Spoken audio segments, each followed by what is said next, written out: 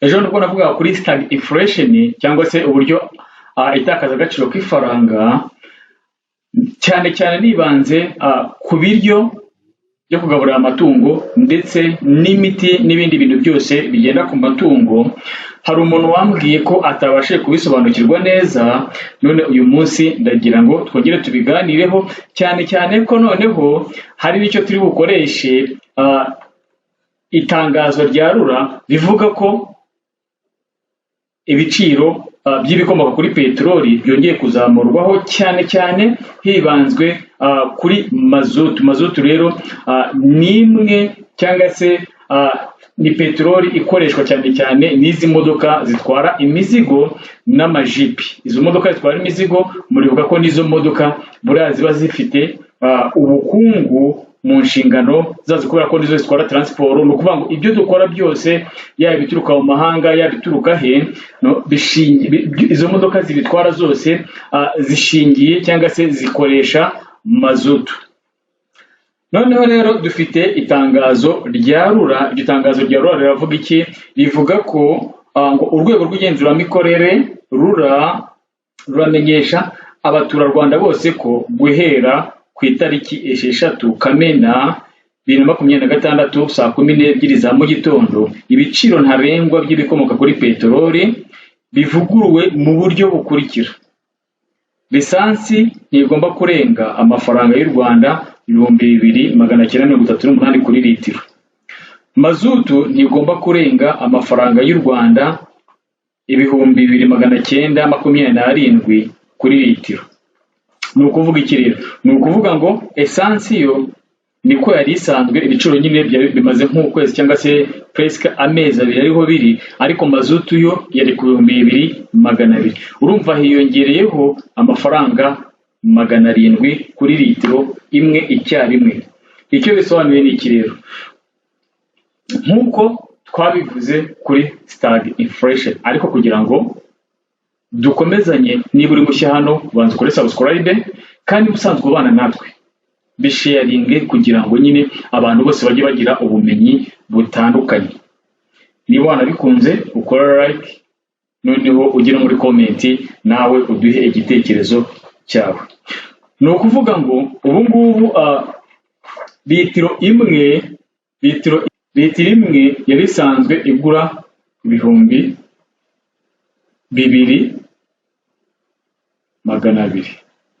Ni ukuvuga noneho uyu munsi wa none litiro imwe yaje kuri 2,927. Reka tuvuge ko yari 2,220 kandi dushyiremo kabiri ko ntabwo byari 100%. None reka tuvuge byibura twe kuba tutagiye gutekereza ibintu byinshi. Ubu ngubu tuvuge ngo ibi ngibi tubikuyemo biraduha, reka tuvuge ko biduha amafaranga 700 yonyine, ariko urabona ko harengaho ibiceri. Niba biduha amafaranga 700, mu mafaranga 700 buriya reka turebe ikamyo, reka dufatire kuri hoho. Buriya hoho inywa ni ukuvuga ku birometero 4, ku birometero 4 inywa litiro imwe. Ni ukuvuga ku birometero 4 niho inywa litiro. Noneho ni ukuvuga ngo ku birometero 4 hiyongereho angahe? Hiyongereho 700.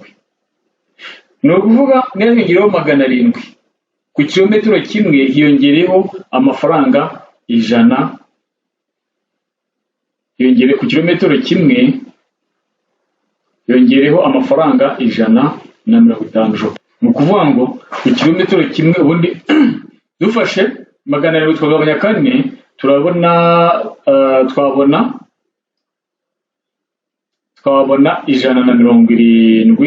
175. Noneho icyo bita bivuga ni iki? Niba ku kilometero kimwe hiyongereho amafaranga 175 par kilometero, bivuze ko ibintu byose mu buryo buri automatique, ni ukuvuga buri gicuruzwa cyose cyagombye kwiyongeraho aya mafaranga ku kilometero kimwe n'ubundi. Ariko ni ukuvuga iki? Niba uri umwubatsi ukaba wikoreza, uri gutwara imicanga, uri gutwara amabuye, uri gutwara amasima, uri gutwara ibyuma, ni ukuvuga automatically kino giciro cyahise kizamukaho. Icyo bisobanuye ni iki rero?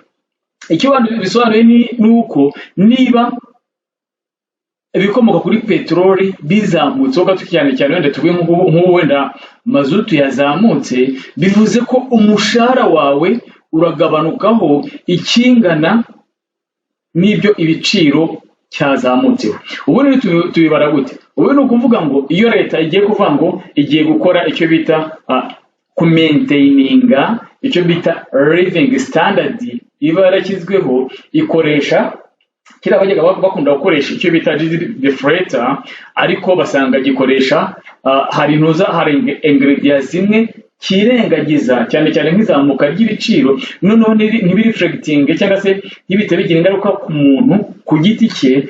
Ubu ngubu bakaba bakunze gukoresha icyo bita CIP cyangwa se Consumer Price Index, noneho cyangwa se bagakoresha icyo bita purchasing power party.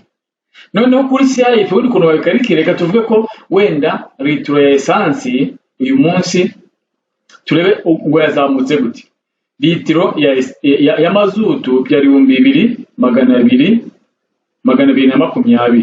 none uyu munsi byabaye 2927. Tuvuge ko hazamutseho 707. Reka tuvuge ko hagati aha ngaha dufate cya giciro cyaje uyu munsi 2927, dukuremo 220, niturangiza tugabanye. Ubwo ndimo ndakoresha aha ngaha, bakoresha Consumer Price Index, tugabanye noneho cya giciro cyari gihari, no kuba igiciro kiri initial, no kuvuga ngo previous price tugire gutya 220, niturangiza dukube n'ijana. Icyo turaza tubona ko 707 niyo tuza tubona, no tuyagabanye 2220, tuba tubona ko byibura hazamutse. Nibyo tubonye noneho ni 0.31. Niturangiza tubikube n'ijana, tubona ko byibura igiciro ni ukuvuga ngo cyahise kizamuka. Ni ukuvuga peteroli cyangwa se mazutu yazamutseho 32%. Nubwo wenda muri finance kwa rondesa bitemewe, ariko ni 31, n'ibindi biri inyuma byose, kuko ubona amafaranga y'ubwese uragenda, kuko birabetse biri mu mamiliyari, bihinduka ibintu byinshi. None reka twirengagize ibintu byose, ni ukuvuga ngo dusigarane aya ngaya 32%.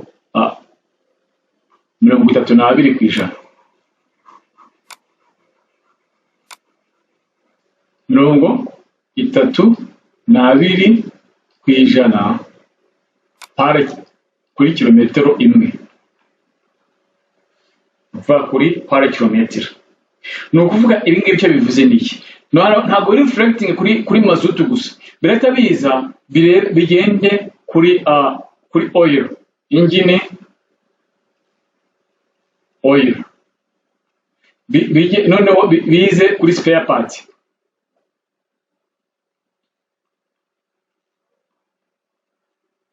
Urumva? Ni ukuvuga ngo ahangaha ikintu cyose cyahita kizamuka, noneho bite reflecting the overall price. Ni ukuvuga ngo buri kintu cyose ukora, buri bintu byose ukeneye, buri hantu hose ujya, ibyunywa, ibyurya, byose birahita bigirwaho ingaruka n'iki giciro. Bivuze iki? Bivuze ko urugendo, nubwo turi kubona ko twabonye ko byibura hazamutseho 32%, ariko hariyongeraho ibibazo by'amavuta, hiyongereho ibibazo bya spare parts, hiyongereho ibibazo wenda byo mu igaraje, none usange byibura bigiye kuzamuka presque nka 40% ku kilometero kimwe.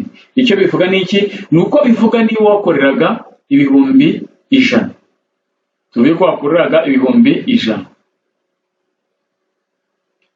ibihumbi 100, tuvuge ko uyu munsi wenda ka tuvuye ko umuceri rice cyangwa se umuceri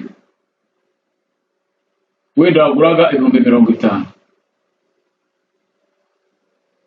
tuvuge ko noneho kuva igiciro cyakurira biraba ibihumbi 55, ni ukuvuga bine bitanu umushahara wawe, ubwo ni ukuvuga ngo umushahara wawe uraba waganutseho ibihumbi 5.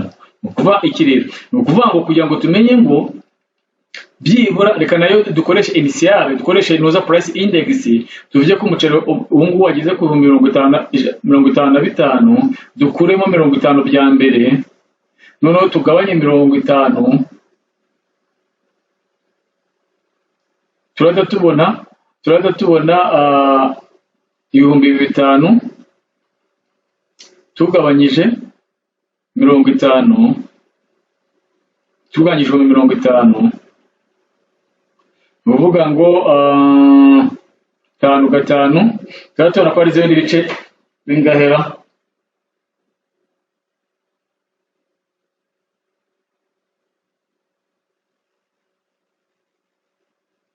zeru n'igice kimwe, ni ukuvuga ngo turasanga ko ari 10%.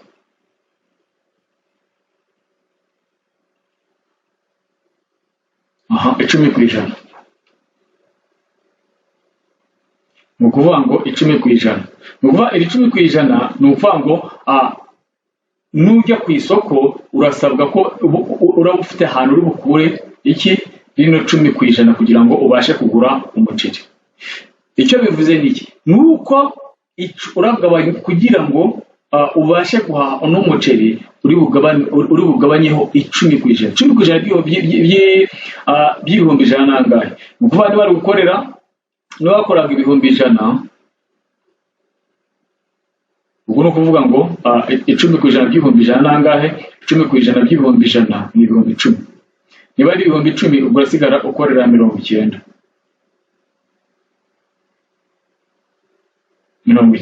Kuko ntandi hano ubu ngubu no twavuze ngo wenda ni turi muri noza muri stagflation. Muri stagflation nta handi hantu ubu uri bukure kubera amafaranga. Twavuze iki rero? Ubu niyo tuvuze ngo inflation muri rusange. Inflation muri rusange nuko ubu niyo tuvuze inflation yagombye ko bimeze gute? Inflation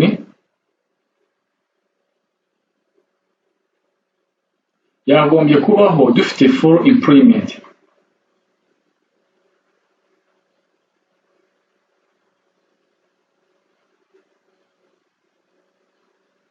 Niko teori za ekonomi cyangwa se z'ubukungu zivuga. Ni ukuvuga ngo abantu bose bafite akazi kandi noneho babona amafaranga mu buryo buboroheye, nyine no kuvuga ngo yabona afite akazi, buri muntu wese abasha gukora ku ifaranga.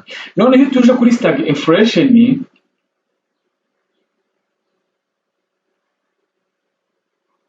iyo tuje kuri stagflation, icyo bivuze ni iki? Stagflation ni ukuvuga price cyangwa se ibiciro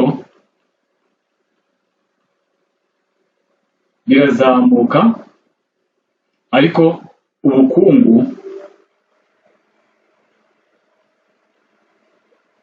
bukaguma hamwe, bukaba stagnant. Ni ukuvuga ngo ntibuzamuka.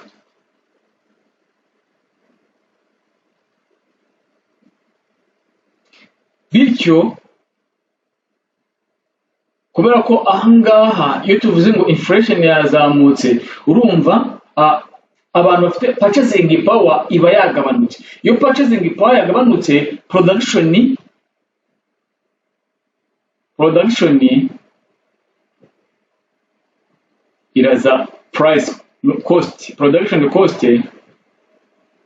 irazamuka. Niyo production cost yazamutse rero, icyo umukoresha areba arahita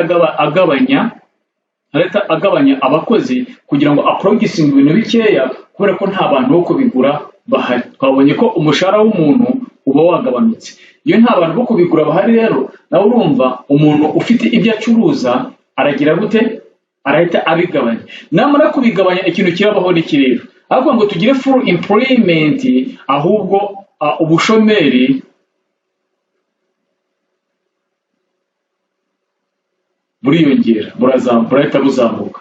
Niba uzamuka noneho habeho ekonomi igire ikibazo. Ni ukuvuga ngo niyo situation dufite uyu munsi, kubera ko akenshi na kenshi stagflation ni ukuvuga ikintu kiri mainly kiyitera ni crisis y'ibikomoka kuri peteroli. Ibikomoka kuri peteroli bivuze iki rero? Bivuze ko uyu munsi wa none, ese ubwo nabyita kwizirika umukanda, nabyita iki? Ariko buri muntu wese bya byose numva arabashije gusobanukirwa situation ihari uyu munsi, yifashishije itangazo rya RURA ndetse n'uburyo buri reyeri, udashatse kwirengagiza ibiri kuba cyangwa se ngo byima amaso cyangwa se ngo nyine ngo wice amatwi ngo wumve ko nta kibazo. Ariko icyo nakubwira cyo ni kimwe, nuko niba habayeho kino kibazo, umushahara wawe uba wagabanutse. Iyo wagabanutse rero bivuze ko hari igihe gishobora no kugera bikomeje kuzamuka, no kugira ngo uzabone tike igera ku kazi kandi uhembwa bihinduke ikibazo. Noneho usange nyine ikibazo cy'inzara cyangwa se n'iki byose biba exploded, cyangwa se nyine bibaye ibibazo biruta ibindi byose. Kuvuga ngo kereka iyo leta ifashe cya cyemezo cyo gukora ya price